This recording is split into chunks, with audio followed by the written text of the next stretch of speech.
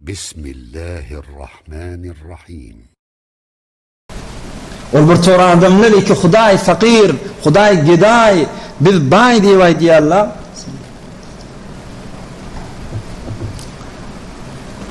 Huday saklasın bir tofor adamla bir işmelek bolanlar bir toyda bir işten çıkılan vaktında bir tukana uyuşulan zamanında bir tirin maşına uyuşulan vaktında bir adacık tane gülkü üçün devreğin nekleri güldürecek bolup bir adacık gülüşeyli deyip de gelip Huday mağrutta Resulullah sallallahu aleyhi ve sellem mağrutta ve beyleki peygamberler mağrutta Kur'an mağrutta ahun molla mağrutta geyin filli mağrutta sakkal peygamberimizin sünneti mağrudunda bir zatlı ki olur için atava ve kakılamız ne kadar ha mallarından, canlarından hatta yurtlarından yani geçip şu dini saklayıp gelen zatlarını hatta peygamberimiz sahabeler kanı bilen soran dini İslam'ı ve dini diyanetinin sinnaki mukaddesatları hatta özümüzün mukaddes deyip saniyen zatlamızı adacık gülüşük deyip yani cuk becerip temiz becerip o bilen devrektaşın güllürcek bolup şey deyip de bir kufraniz işler etdiýärler. Hudaý Taala defide işte o tiha bilen etdiýän işini. Doğru bizim akidamız şey.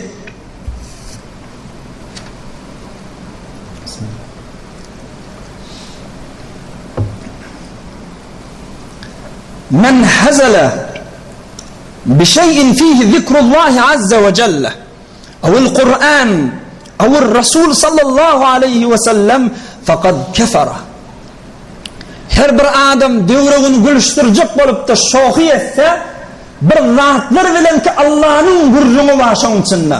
Hudaýa degişigli gurrunla, Kur'an'a degişigli gurrunla, Resulullah'a degişigli gurrunla, giyin filla, sakkal, misit, sofdadila, azan mawratta, Kur'an mawratta, Yusuf peygamber mawratta, ve beyleki peygamberler mawratta gelip de güllüştürecek bolup da şizire kepleseler fakat kefer kafir oldu diye iman ellen gitti diye.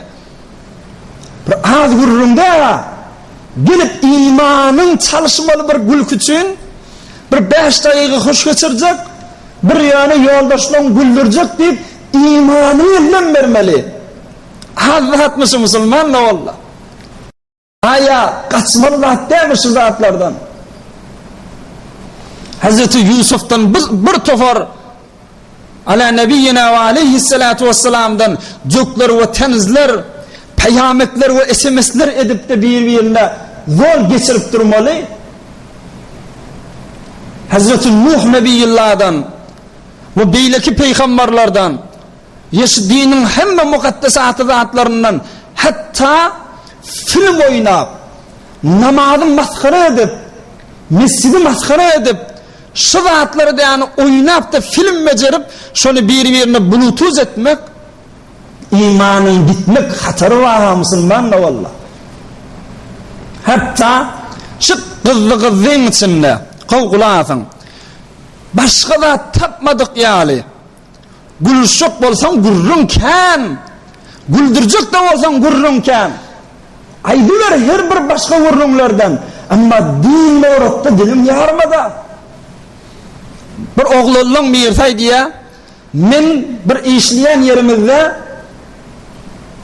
bir neçe oğlullu bilen oturuştuk gurrun bollu diye o meyşili bir bilen hulasa o zattan bir bahsedip bu zattan bir bahsedip mun bir gurruna yerişip ona cevap okuyup şey deyip de şey gülüşü otiydiler diye ohum gurrun aylanlı vardı zınan gurrumuna zına karşılığın gurrumuna ola aytti doğur deydi o doğur deydi o bey deydi o şey deydi hulasa her kim öz aklı bilen biçip kesip her kim bir zat kepla otu din mawratta şu kızın içinde, şu içindeki oturalım bir yerse ayttı, men kulağım bilen açtım diye.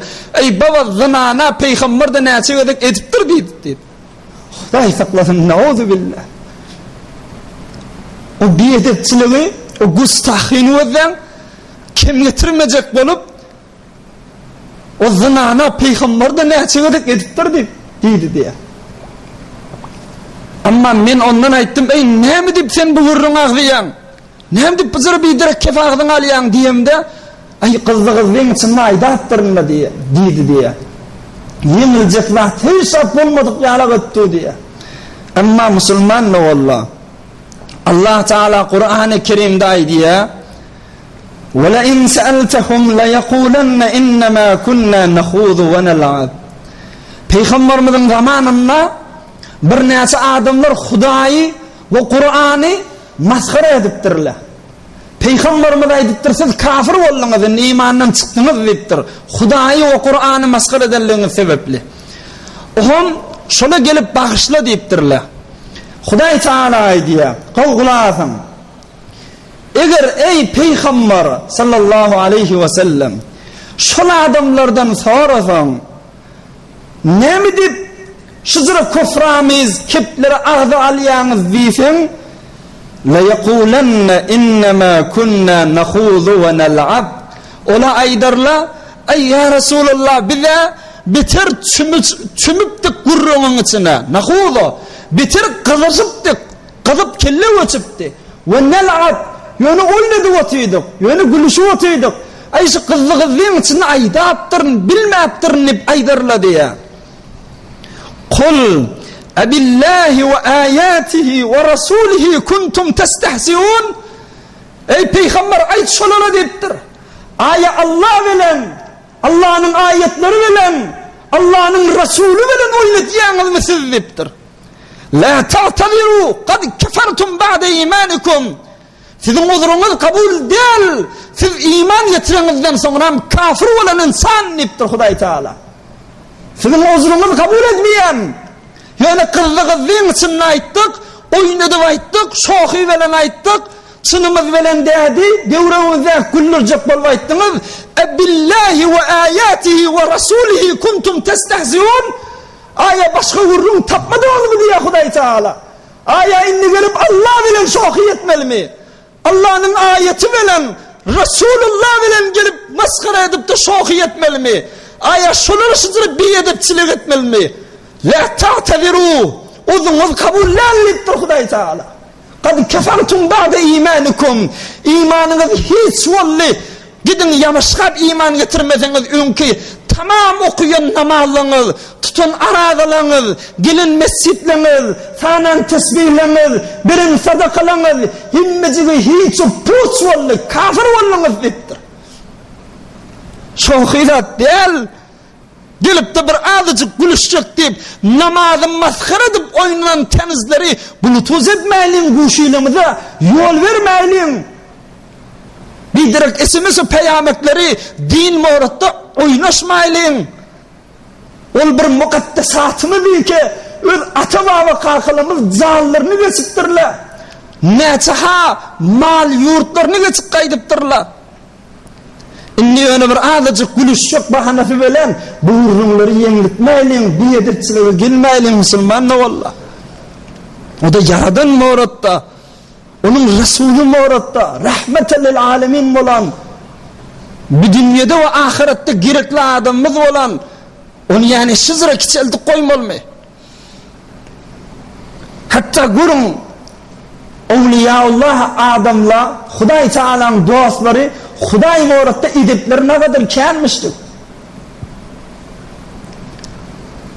Hiç vakta bir edepçilik bolyan işleri ve bir edepçilik bolyan kipleri ağzını götürmeyenmiştikler Huday'ı din muhuratta. Hatta bir toforların edebi kıbla tarafa tükürmeyenmiştikler ömründe bir gedek. Hatta bilgeçlice ve hatta yanlışıp da ittifakı da kıbla tarafa Huday'ın üyü var deyip tükürmeyenmiştikler. Ayağı uzatmayanmıştıklar kıbla tarafa. Kıbla neyme? Ayağını hiçbir tarafa uzatmayanmıştıklar.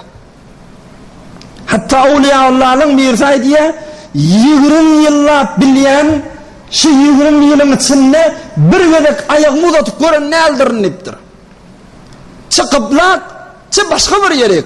Allah'ın hazır nazırdığını özüm bilyen, Huday Teala hemme yerde ba, Hudayın ihtiramı ve hurmat için bir edepçilik bulmasın nip ayağımı uzatıp göremek diptir. Hatta yatımda ayağımı yığınap yatyan niptir. Ey Müslüman ne valla.